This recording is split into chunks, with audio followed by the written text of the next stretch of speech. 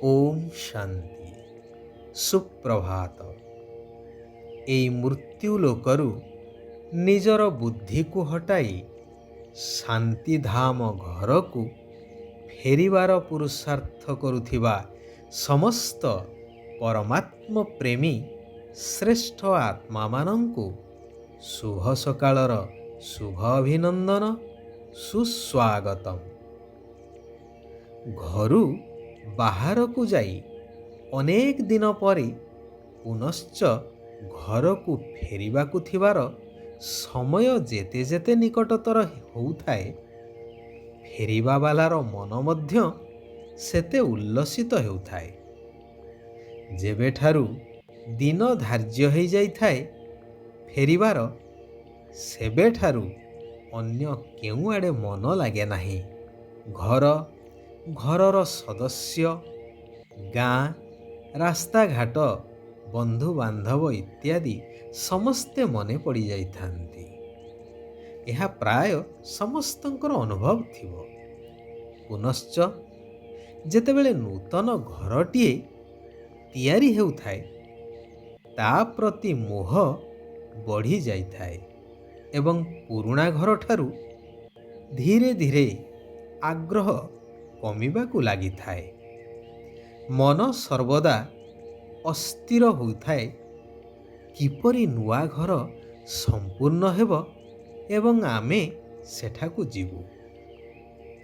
ବର୍ତ୍ତମାନ ଏହି ସାରା ବିଶ୍ୱର ମଧ୍ୟ ସେହି ଅବସ୍ଥା ଆସିଯାଇଛି। ଏବେ ଏହି ପୁରୁଣା କଳିଯୁଗୀ ଦୁନିଆର ମହାବିନାଶ ନିଶ୍ଚିନ୍ତ ଭାବରେ ହେବ। ଏହି ନାଟକ ଏବେ ପୁରା ହେବାକୁ ଯାଉଛି।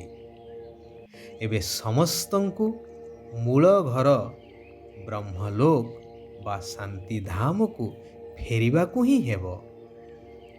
ତେଣୁ ନିଜର ଅବସ୍ଥାକୁ ଭଲ ରଖିବା ପାଇଁ ଅମୃତବେଳା ବା ବ୍ରାହ୍ମ ମୁହୂର୍ତ୍ତରୁ ଉଠି ଏକାନ୍ତରେ ବସି ବିଚାର କରିବା ଦରକାର ଯେ ମୁଁ ଆତ୍ମା ଅଟେ। ଏବେ ଘର ବାହୁଡ଼ାର ସମୟ ମୋତେ ଫେରିବାକୁ ହେବ। ପରନ୍ତୁ ଶାସ୍ତ୍ରରେ ଏହି କଳିଯୁଗୀ ଦୁନିଆର ଆୟୁଷ ଆହୁରି 40,000 ବର୍ଷ ବାକି ଅଛି ବୋଲି ଲେଖିଦେବାରୁ ସମସ୍ତେ ଭ୍ରମିତ ହୋଇଯାଉଛନ୍ତି। ଅନୁଭବ କରୁଛନ୍ତି କି ଏ ଦୁନିଆ ବିନାଶ ନିଶ୍ଚୟ ହେବ, ପରନ୍ତୁ ଶାସ୍ତ୍ରକୁ ମାନ୍ୟତା ଦେଇ ସେହି କଥାରେ ଭ୍ରମିତ ହେବା କାରଣରୁ ଏହି ପୁରୁଣା ଦୁନିଆଠାରୁ ବୁଦ୍ଧି ହଟୁନାହିଁ କି ମୂଳ କଥା ବା ମୂଳ ଘର, ଆତ୍ମିକ ଘର ବା ଶାନ୍ତିଧାମ ମନେ ପଡ଼ୁନାହିଁ କି ନୂତନ ଦୁନିଆ ଅର୍ଥାତ୍ ସତ୍ୟଯୁଗୀ ସ୍ୱର୍ଗ ଦୁନିଆ ମଧ୍ୟ ବୁଦ୍ଧିରେ ଆସୁନାହିଁ। ଭଗବାନ କହୁଛନ୍ତି, ମୋ ଉପରେ ପୁରା ବଳି ଚଢ଼ିଯାଅ।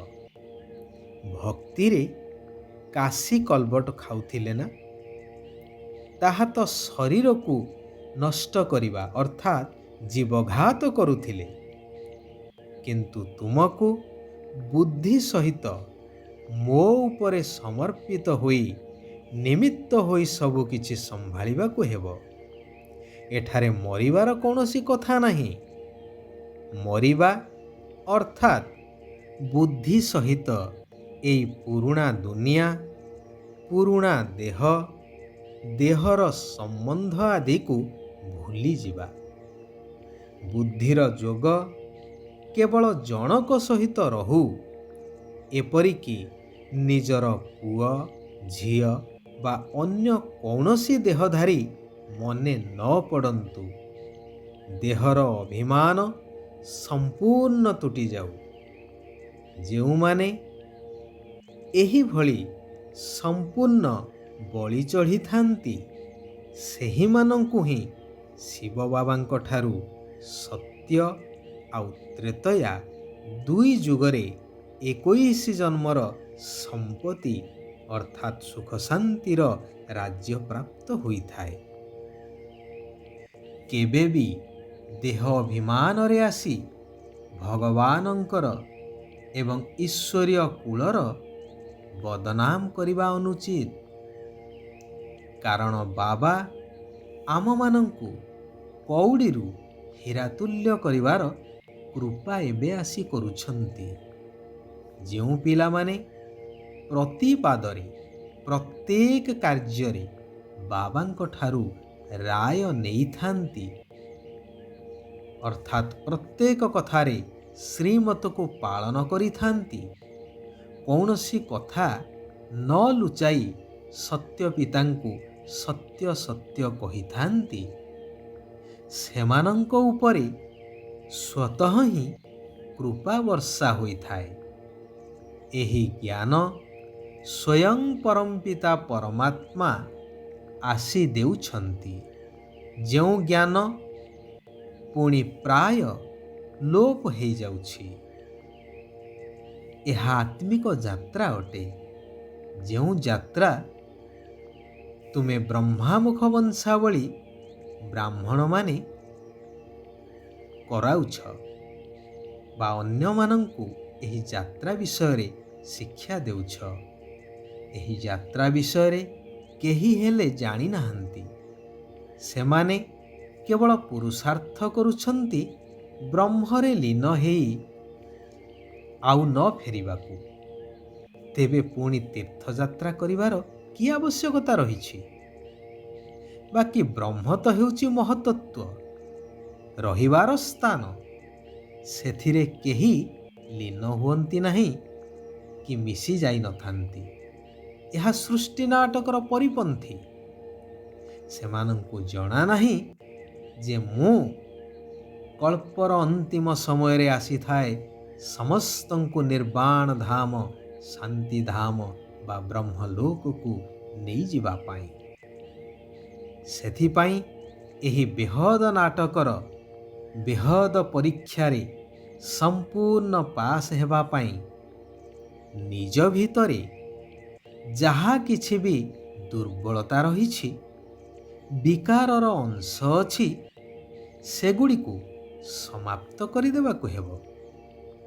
କୌଣସି ବି କଥାର ଅହଙ୍କାର ରଖିବାର ନାହିଁ। ଦୃଷ୍ଟିକୁ ବହୁତ ବହୁତ ପବିତ୍ର ଶୁଦ୍ଧ ରଖିବାକୁ ହେବ। କେବେ ବି କୌଣସି ଦେହଧାରୀ ପ୍ରତି ଆକର୍ଷିତ ହେବାର ନାହିଁ। ପୁରା ଆତ୍ମ ଅଭିମାନୀ ହେବାର ଅଛି। ଶିବ ବାବା କହୁଛନ୍ତି, ନିଜର ଶାନ୍ତିର ଶକ୍ତି ଦ୍ୱାରା ଖରାପକୁ ଭଲରେ ପରିବର୍ତ୍ତନ କରୁଥିବା ଶୁଭ ଭାବନା ସମ୍ପନ୍ନ ଆତ୍ମା ହୁଅ। ଯେପରି ଆଜିକାଲି ବିଜ୍ଞାନର ଅତ୍ୟାଧୁନିକ ଯନ୍ତ୍ରପାତି ଦ୍ୱାରା ପୁରୁଣା ଓ ଖରାପ ଜିନିଷକୁ ପରିବର୍ତ୍ତନ କରି ଭଲ ଜିନିଷ ତିଆରି କରିଦେଉଛନ୍ତି, ସେହିଭଳି ତୁମେମାନେ ଶାନ୍ତିର ଶକ୍ତି ଦ୍ୱାରା ଖରାପ କଥାକୁ, ଖରାପ ସମ୍ବନ୍ଧକୁ ଭଲରେ ପରିବର୍ତ୍ତନ କରିଦିଅ।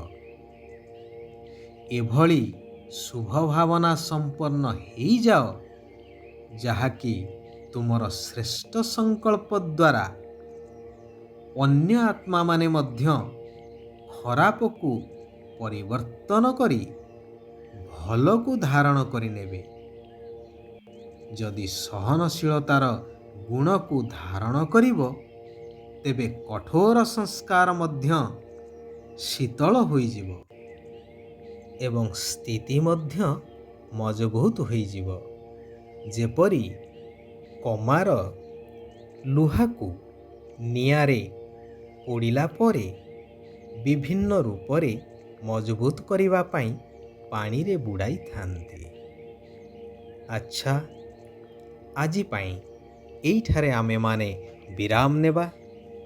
ଆସନ୍ତାକାଲି ପୁନଶ୍ଚ ଆମେମାନେ ଏକତ୍ରିତ ହେବା ସେହି କଲ୍ୟାଣକାରୀ ପରମାତ୍ମା ପିତାଙ୍କର ଆଉ କିଛି କଲ୍ୟାଣକାରୀ ମହାବାକ୍ୟକୁ ଆଲୋଚନା ମାଧ୍ୟମରେ ଧାରଣ କରିବା, ନିଜ ଜୀବନକୁ ପରିବର୍ତ୍ତନ କରିବା ସହିତ ସାରା ବିଶ୍ୱର ପରିବର୍ତ୍ତନ କାର୍ଯ୍ୟରେ ନିଜକୁ ସହଯୋଗୀ କରିବା। ସାରା ବିଶ୍ୱର ଆତ୍ମାମାନଙ୍କର କଲ୍ୟାଣ ହେଉ। ସମସ୍ତେ ସୁଖ ଆଉ ଶାନ୍ତିର ଅନୁଭବ କରନ୍ତୁ। ଓମ୍ ଶାନ୍ତି। ଓମ୍ ଶାନ୍ତି। ଓମ୍ ଶାନ୍ତି।